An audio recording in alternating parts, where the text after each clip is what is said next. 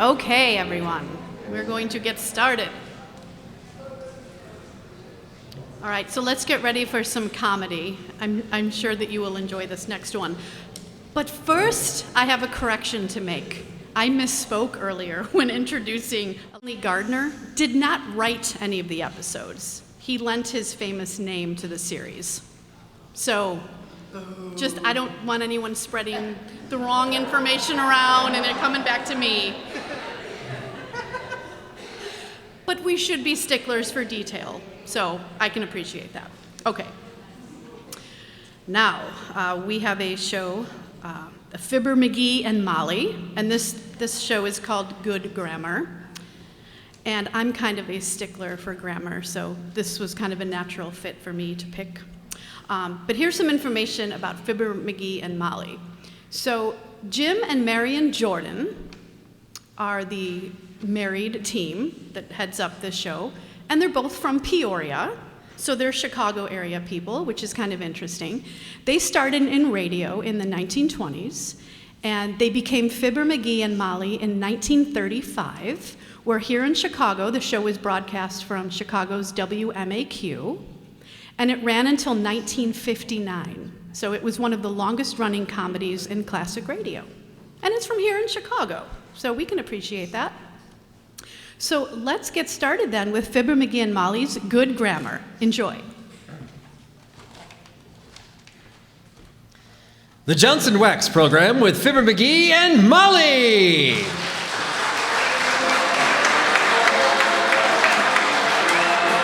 The makers of Johnson Wax products for home and industry present Fibber, McGee, and Molly with Bill Thompson, Gail Gordon, Arthur Q. Bryan, Gene Carroll, and me, Harlow Wilcox. The script is by Don Quinn and Phil Leslie. Music by the Kingsmen and Billy Mills Orchestra.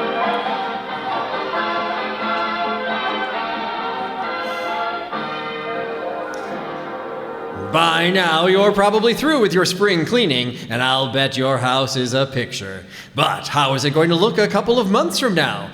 Dirt does tend to come in and spoil your good work, doesn't it? Well, that's why you ought to make sure your home is wax protected right now. Believe me, a coat of Johnson's Wax works wonders in keeping things shining clean. Polish your floors with Johnson's Wax, and weeks from now, they'll still have a mellow, smooth wax luster. The only cleaning they'll need is a light dusting from time to time. That goes for your furniture and woodwork, too, and 100 other things around your home.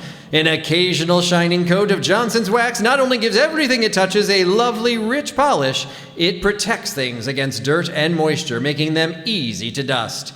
Why not try this wonderful wax method of housekeeping? Wax makes your housework so much easier, and nothing else gives you such a bright, charming home for so little cost. Johnson's Wax Paste, Liquid, and Cream.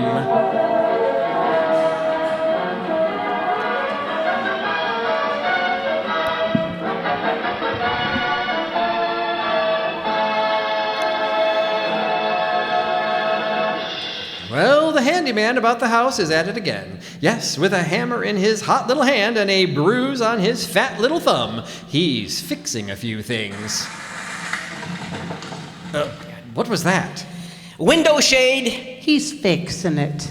Oh, well, as I was saying, the handyman is at it again as we join Fibber, McGee and Molly. There. Yeah. Yep, fixed now.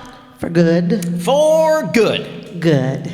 Took me a while to get around to it, but now that I did it, Please now, McGee, not I've did it. Say I have done it. Yeah, but you ain't the one that's done it. I done it myself. And now that I did it, I don't know McGee. Huh? Have you taken a peek at your English lately? Why, it's terrible. What do you mean my English is terrible? I'm the only guy at the Elks Club that can spin a cue ball hard enough to change direction right in the middle. Oh, you mean my talking English? Why, sure. Your grammar, you're getting very careless. I am? Sure, for instance, you know it isn't correct to say ain't. Yeah, but you know what Will Rogers said? A lot of people that ain't saying ain't eating. And I'm eating, ain't I? Just the same, dearie. It's bad example. Children hear you and repeat what you say. You know, grown people have to set an example. Well, maybe you're right, kiddo. I'll watch it after this. Oh, good. After all, I studied English in high school, and I ain't the type of guy that forgets everything that he ever... Watch it now. I say, I'm not the type of individual whom, upon graduation, relegates his education... Dead ratted shade? If that ain't exasperating, I thought when I fixed it that I'd done a good job, but that's the bummest job that I've ever done. Oh, McGee, that's awful. I know it is. The spring don't catch good, and it ain't ever gonna catch good if something ain't done. I should have went to the hardware store and brung home a new spring. And if I knew this was gonna happen, I would have did it. McGee, Huh? Will you please repeat that sentence? Sure, I said I should have went to I should have gone to the hardware store and brought home, my gosh. Huh. I'm kind of getting sloppy, aren't I? Maybe I better go to night school this summer. Let them learn me good English all over again. Teach you. Yeah, I certainly am getting careless. You don't have to go to night school. I'll keep checking you. Oh, okay. And I have a book on correct usage around here somewhere. Maybe Lena knows where it is. Lena!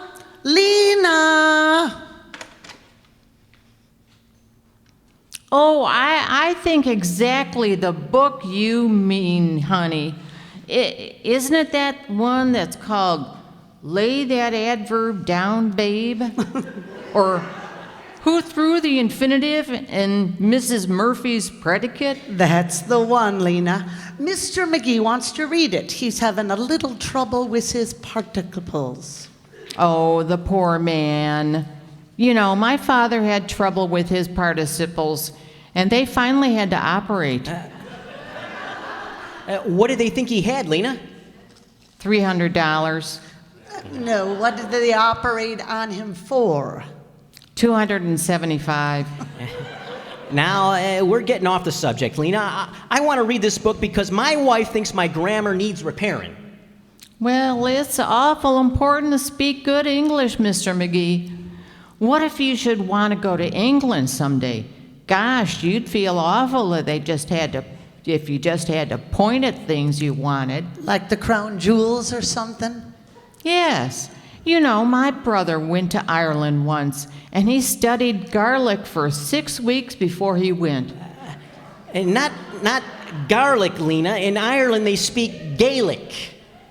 Oh, he knows that now, Mr. McGee. But you know, for 6 weeks, nobody could get close enough to tell him. Did he? Did he like Ireland, Lena?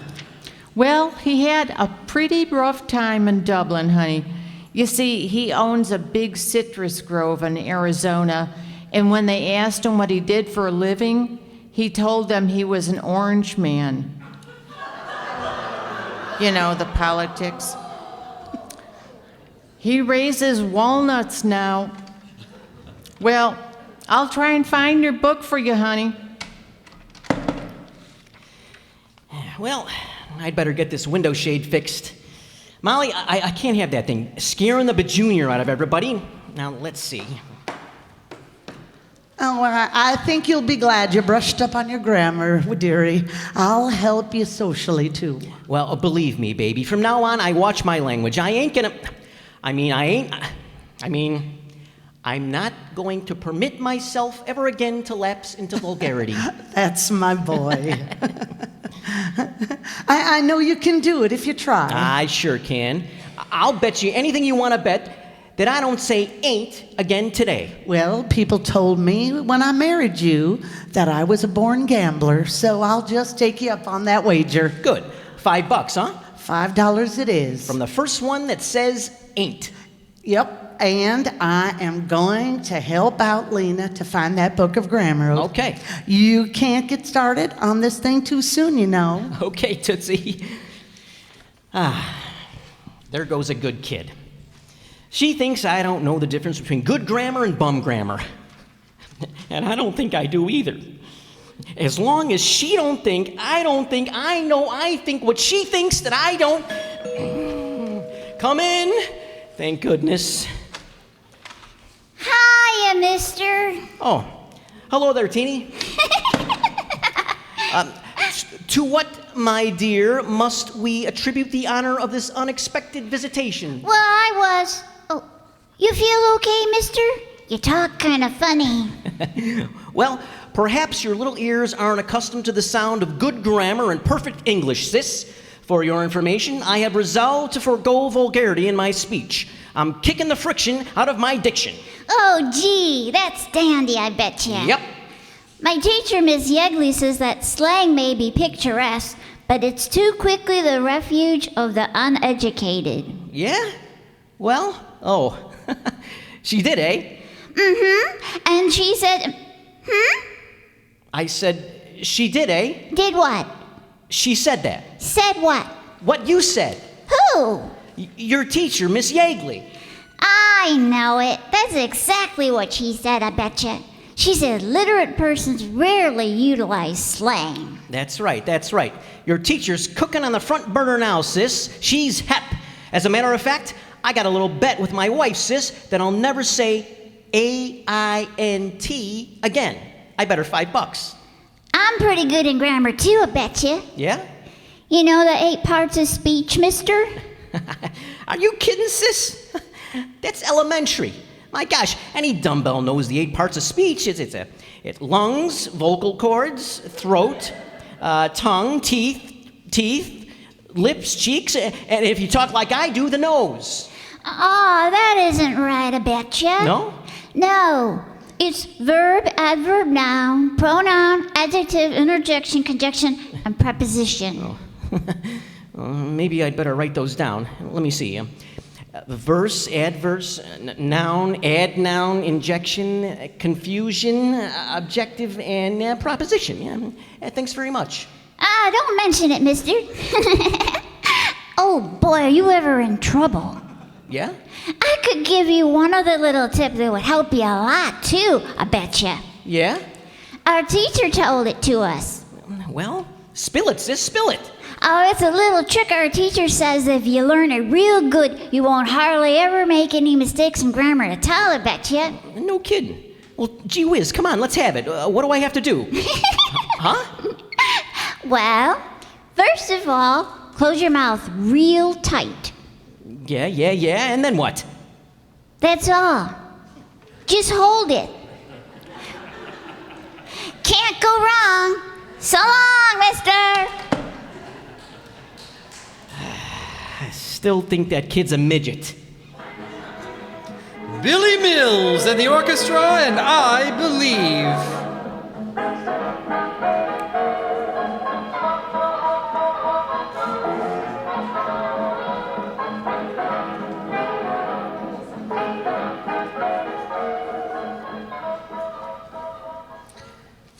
Well, are you getting any value out of that grammar book, McGee? Not much. No pictures in it.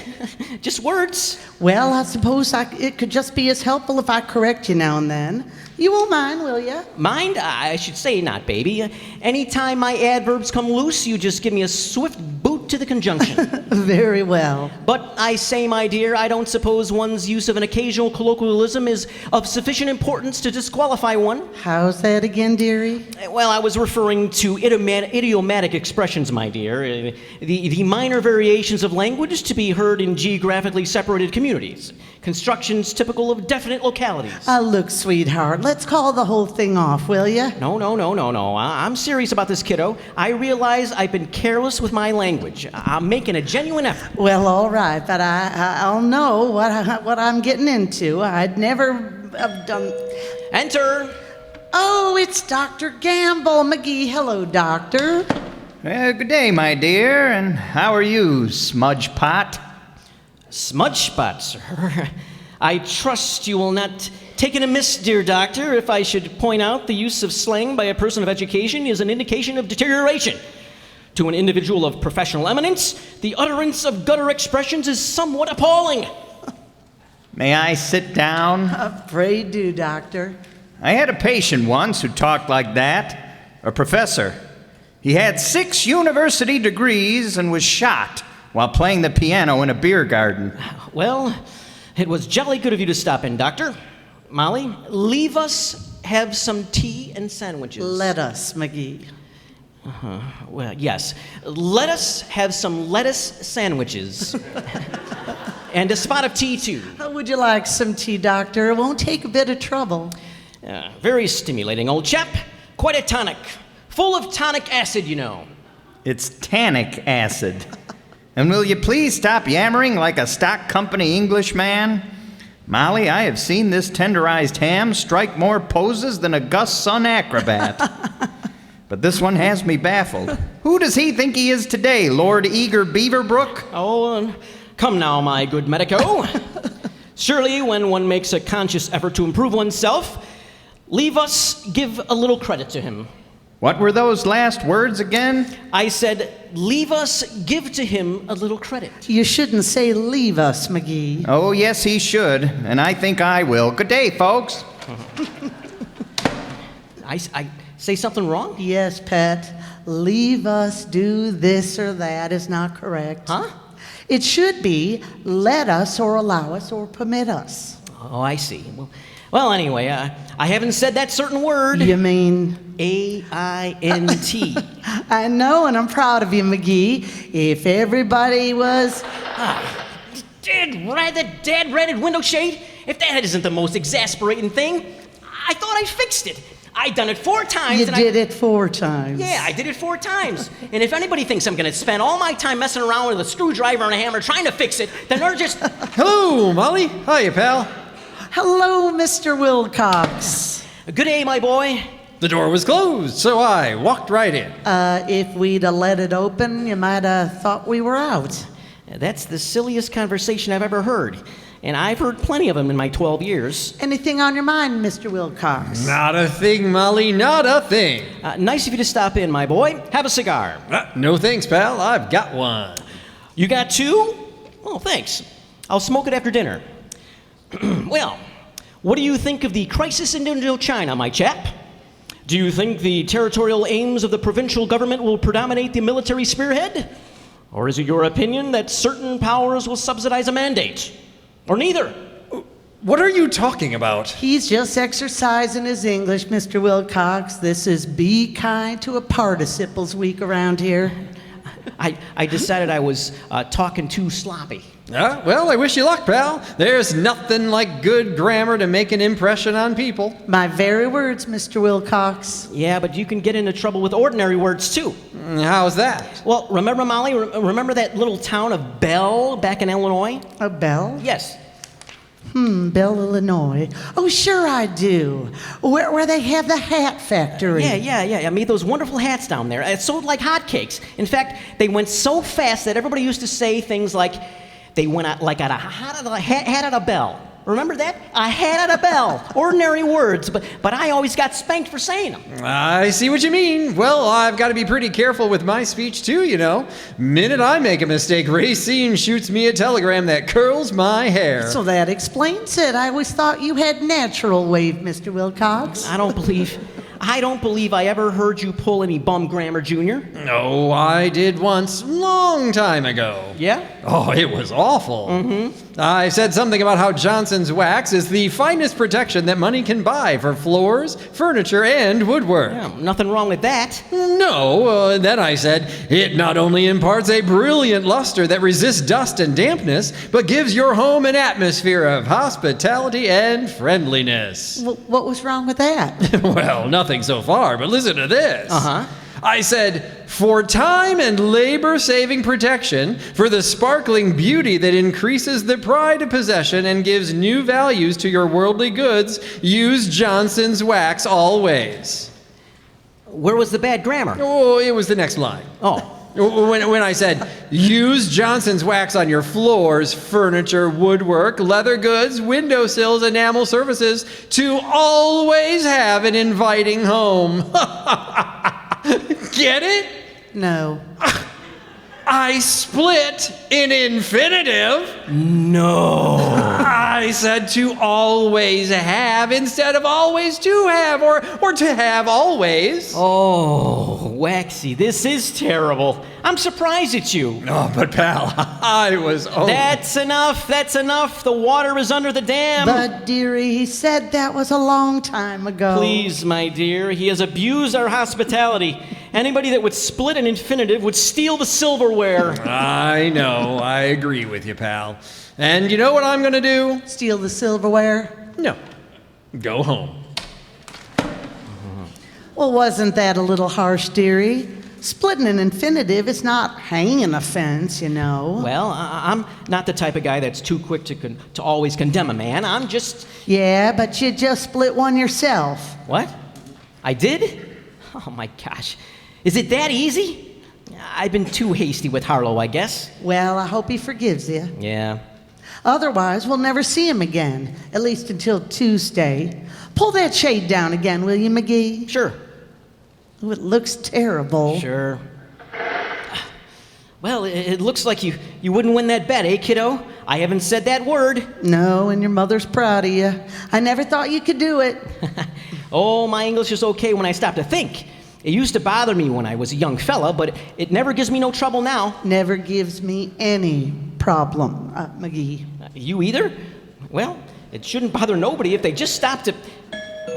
Come in. Oh, McGee, it's Mr. Wimple. Come on in, Mr. Wimple. Hi, Wimp. Hello, folks. Have a chair, Mr. Wimple. Oh, no, thank you, Mrs. McGee. I can't sit down. Too busy, Wimp? No, too bruised, Mr. McGee. Sweetie Face, that's my big old wife. Sweetie Face spanked me this afternoon. I was naughty. Heavenly days, Mr. Wimple. She actually spanked you? Yes, but I fooled her. I stuck my bird book in the back of my britches. Your what, Wimp? My bird book. And after my spanking, I found that 2 blackbirds, a bobolink, and a blue jay were badly battered. But, what brought this all on, Mr. Wimple? What'd you do? Oh, I guess I was a little bit mischievous, Mrs. McGee. Yeah? I should have never put that turtle in her girdle. My gosh, Wimp, you put a turtle in her girdle? Yes. I didn't know it was the one she was going to wear this morning. Where did you get the turtle, Mr. Wimple? Well, a friend of mine sent it to me, Mrs. McGee. He borrowed my car for a long trip, and several days later I got a package and a letter that said, "Dear Wallace, your car turned turtle. Take good care of it. Regards, Charlie." Wasn't that ridiculous? And when the mailman delivered it, he made a terrible mistake. What did he do, Wimp? Well, he was just handing me the package when Sweetie Face walked in, and the mailman said, "Maybe your mother would like to sign for it, Sonny." Oh. Oh, that was bad. That was bad. A pall was cast over the whole room. Really, Mr. Wimple? Yes, Paul. That's our mailman's name. Well, goodbye.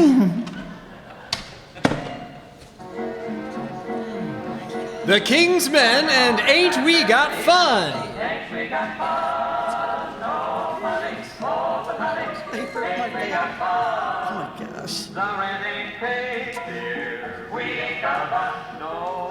But smiles were made dear for people like us in the winter and in summer.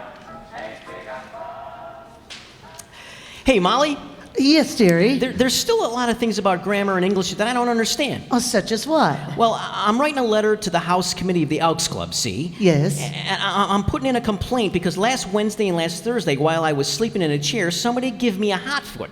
Both days. So? Well, I don't know if I should say somebody give me 2 hot foots or 2 hot feet. Well, that's simple, dearie. Just say Wednesday I was given a hot foot. Also Thursday. Oh, good. Yeah, that's the way I'll do it, for sure. Yeah. Come in. Oh, it is Mayor Latrivia. Good day, Your Honor. Good day, Molly. Hello, McGee. How do you do, Mr. Mayor? Decent of you to stop by, you know. One is always glad to welcome one's old friends when one's old friends drop in on one. How true. If himself here seems a bit stuffy today, Mr. Mayor, don't worry about it. He's improving on his English. Really?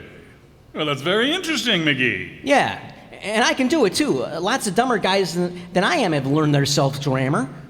Taught themselves, McGee. How could they have taught themselves if they hadn't learned themselves first? Very good point, dearie. As a matter of fact, I and Molly have got a little bet on Latriv. $5 from the first one that says A-I-N-T. Well, I wish you both luck. I remember I had a little trouble in school with English myself. You did, Latriv? Yes. Somehow or other, I couldn't keep my tenses straight. Your what, Mr. Mayor? My tenses.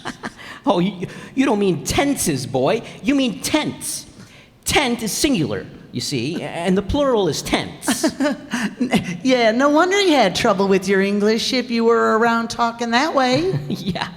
I suppose you read bookses, smoked pipeses, and drank cokeses all day. I beg your pardon. I merely said that I had a Say little... what you're going to do with the tents in school anyway, Your Honor.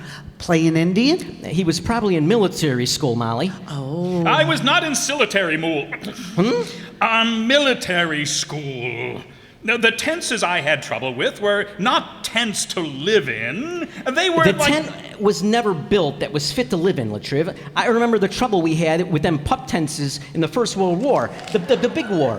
Pup tents were the ones where you slept with your head out of in the rain and your dogs in the tent, weren't they? Yeah, they were so... Please, I'm not talking about pup tents. I simply meant Don't that matter what kind you meant, Latriv. They're all trouble. I mind one time the pole fell down in the mess tent. Right at chow time, the pole fell down and on the mess tent. Of all the messes I've ever saw, that mess in the mess tent was the worst messed up mess I ever saw. No, please. Oh, this is ridiculous. It is? Yes. Let me start all over. Go ahead, Your Honor. It'll probably come out the same way, but you could try it. Sure, we'll go along with you, boy. We're game. All right. Now, when I was in grammar school, some of my English exercises gave me a little trouble. Made you a little sore, did they? Did what make me sore? The exercises you took in English, what were they? Setting up exercises? Maybe you're muscle bound. Maybe you got a Charlie horse. Or maybe... I didn't have a Charlie-bound muscle horse. Huh? I didn't say anything about exercising canvas kents. Well, you said... Canvas tense. Oh, when I said past tense, then the fast tense. You said that. Oh, you wouldn't want to pop down on a drag tent, dragged out on pup tent? No! Oh, tense. I merely said my past trouble was a toucher pences. Oh, pence, and I never, and you, oh. McGee? Yes? I'd like to know one thing. What is it, Your Honor? How did he ever get... Oh, the dead rattle shade. It ain't the most exasperating Molly! thing. What? You said the word, Molly. Oh. You said A-I-N-T. $5, please. Here you are. Money Huh? well spent. What? And what a relief. You ain't kidding, kiddo. Here's your dough back. It ain't worth the strain. Ain't that the truth?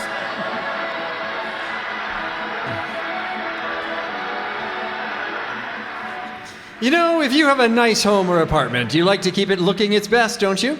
It's the same with your clothes. You'd never dream of going around in a dress that was soiled and spotty. Then why is it so many people let their automobiles get dirty and gloomy looking? Now, if it cost a lot of money and required a lot of hard work to keep it cleaning and shining, then it might be some excuse for driving around in a dingy looking car. But with Johnson's Car New, well, car polishing is really quick and easy. Carnu both cleans and polishes in one quick application.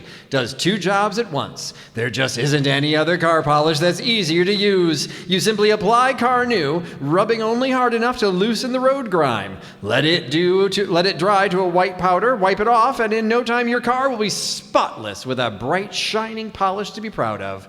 Why not take a tip from millions of other enthusiastic car owners and clean and polish your family bus with quick polishing Johnson's Carnu this week. Carnu is spelled C-A-R-N-U. Johnson's Carnu, a really swell car polish.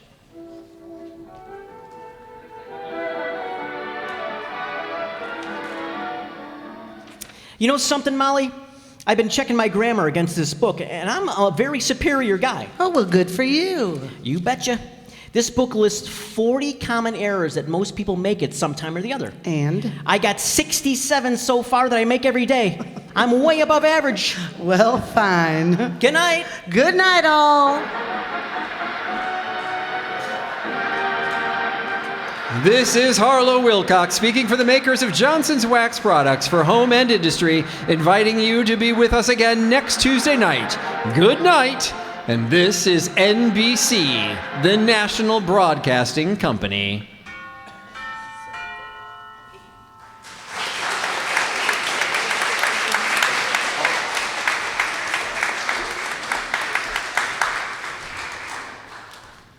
Great job again, everybody. Let's give a round of applause to our performers. We've got Patrick Deering as Harlow Wilcox, Fibber McGee, Brad Zuro, Molly, Allison Byhun, Lena was played by Kathy Juarez, and Teeny, you betcha, was Donna Amesmeyer. Playing both Doc Gamble and Mr. Wimple, Jacob Polka. Mayor Latrivia, Mark Fazio.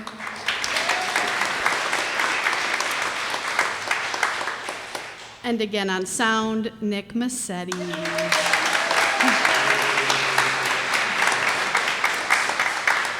Playing double duty tonight on both sound and videography is John Gelsomino. And as always, we want to give a big thank you to the Riverside Township Supervisor, Vera Wilt, and the board for giving us this opportunity to bring classic radio to this beautiful stage for all of you. So, thank you. So to tell us a little bit about next month's shows will be Allison Byhun. All righty, everybody. Thank you so much for starting off our season so great with such a good audience. I apologize. I did not have any Irish accent whatsoever in that last one at all. It kept coming out Southern, so I just went with it. Sometimes you just got to do what you got to do. Anyway, next month, actually, it's going to be kind of in the memory of one of our old time players. Andre Dixon used to do our October shows every year. And unfortunately, we lost him last year. And after years and years of him doing it, I am going to take over his role of October shows this year. So he liked to do a fun one with a scary one. So we're going to follow suit with what Andre would have done.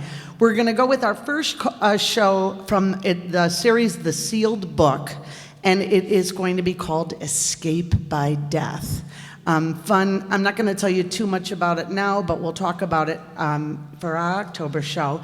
And then we're going to end with a little comedy. We are going to do The Life of Riley's The Haunted House. And it's actually, both of them are really fun. So again, our show will be on October 24th. So be here, be square, 7:30, free as always, candy and treats. And if you want, dress up in costumes. That could be a whole fun party.